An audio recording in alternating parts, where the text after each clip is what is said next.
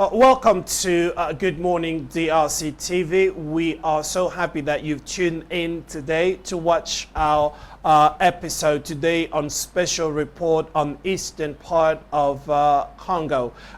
We are basically bringing you this information with a bit of heaviness of heart, if you like, because of the current situation in the eastern part of Congo. As you would be aware if you are not aware, but let me just give you a little bit of a background into what is happening in the eastern part of the Congo. Today, we are in September 27, obviously after the president had spoken at the United Nations, in which he highlighted the plight and the situation that is actually unfolding in the eastern part of Congo and has been doing so in the last couple of decades.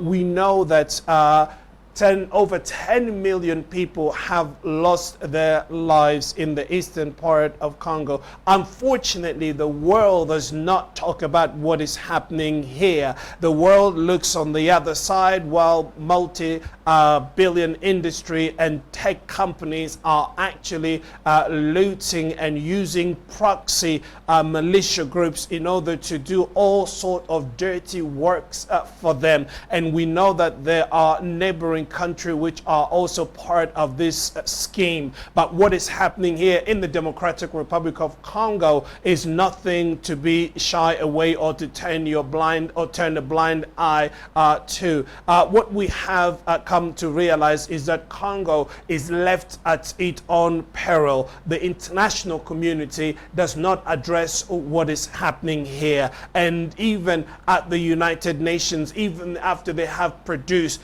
numerous reports to mention the names of the people who are responsible for the atrocities that is being committed in the eastern part of Congo, yet no actions has been taken so far. What we have come to realize is that yes, it is an organized crime, if you like. You know, those countries that have the means and they have the money, what they do is they rally behind them local countries who have basically given themselves to doing all the dirty dealings for them. But right now, President Felix Tshisekedi has said enough is enough. Congolese have died, they've lost their lives by the millions, and he says enough. This cannot carry on, because as human beings, this kind of atrocities, if it carries on, then what are you going to have in the next 10 years if this carries on? It's unthinkable that in the 21st century, people will turn a blind eye to this kind of situation. What we have here is basically a group, a militia group that has evolved over the years, is called M23, which is actually the name given to it because the so-called agreement was taken on the 23rd of March 2009, and some of this content of this agreement that is somewhat it is one of those agreements that if they read it to you, you would think that, you know, somehow the country was being sold to another country, or at least the borders were being left open for people to come in and loot and do whatever they wanted to do.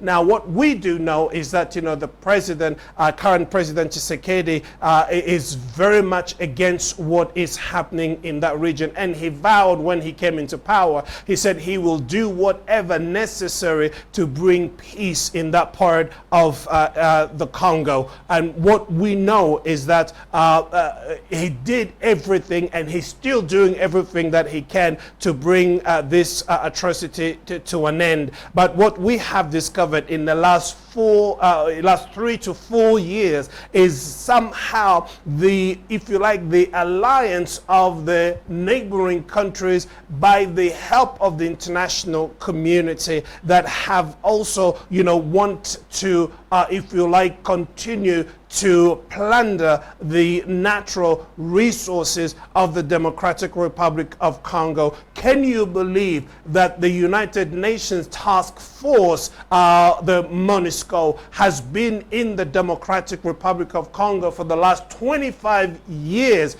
but in all these 25 years, people have been killed, butchered, and women and children raped, and all kinds of atrocity that has taken place that you would not even believe. But it all happened while the MONUSCO was actually here.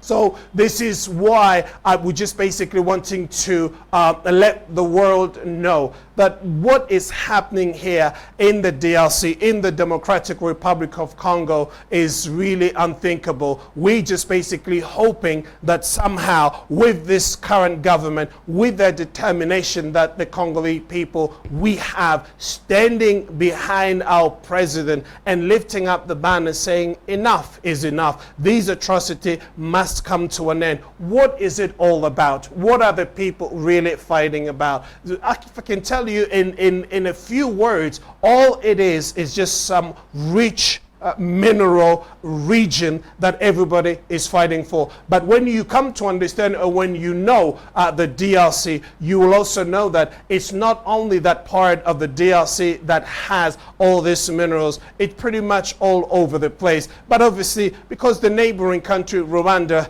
and Uganda, that are there, if you like, they are the main countries that are being used in order to wage this war against the Democratic Republic of Congo. And every now and then there are just forces that are crossing borders from these neighboring countries into the DRC and then cause havoc. But this somehow has to come to an end. The Democratic Republic of Congo, as said before, 10 million people is more than enough. One life that is lost is a lot. But when you have 10 million people, I mean, that is the size of Rwanda itself. That's a lot of people. And as we said before, that the international community has turned a blind eye. But as we said, that this battle is now being fought at the front. We have the president himself who has really put his foot down and he said enough is enough. And he has said tried all diplomatic means in order to, if you like, counteract Kagame and his army and to basically bring about a peaceful end to that situation.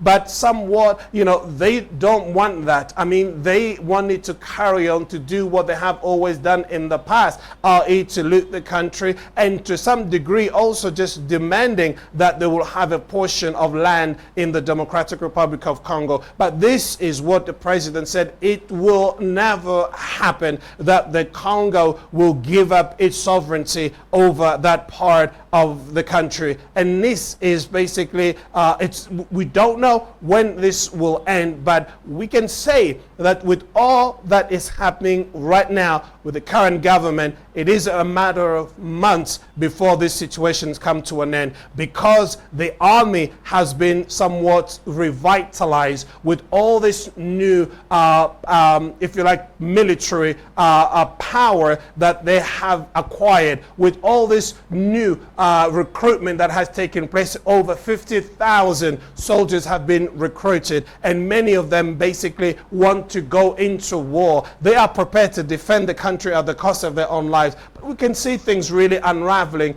in this part of the Congo. But it is a sad story when you begin to look and see the vast number of people that have been displaced. Women, men, women, and children. I mean, children don't go to school, and you can imagine the repercussion of such a thing. If it's gone on for 2 months, you can understand. But when it's a year, 2 or 3, it is now a dangerous situation where we don't know where this will end. All these children, what will happen to them? If they're missing on their education, what will they grow up to be? This is the reason why some of these local militias basically recruit these kind of kids and then put them in the army and train them how to use weapons. And it's like an ongoing and ending to that cycle of violence. But what we do hope and what we want to see is that these situations will come to an end. And President Felix Tshisekedi, he's basically doing everything that he can. And And we have to say that at this stage, I mean, he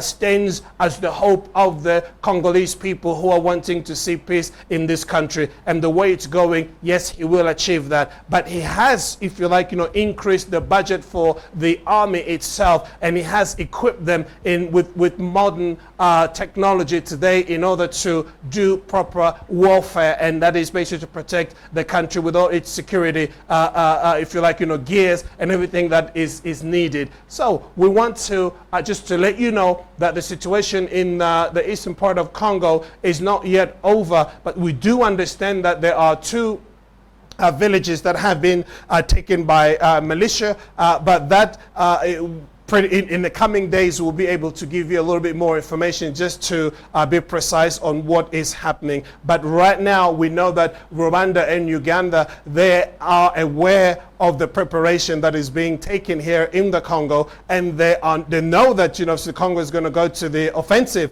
and then basically and the Congo vows that whoever stands in their way, yes, they will feel the full force of the Democratic Republic of Congo. So we do hope that things will go in that way, in that peace will be restored in the eastern part of the Congo. If you like the content of this channel, then please do subscribe, share the links with your friends and family, and send us your comments, and we'll see you at the next episode. Thank you very much for watching. Bye bye for now.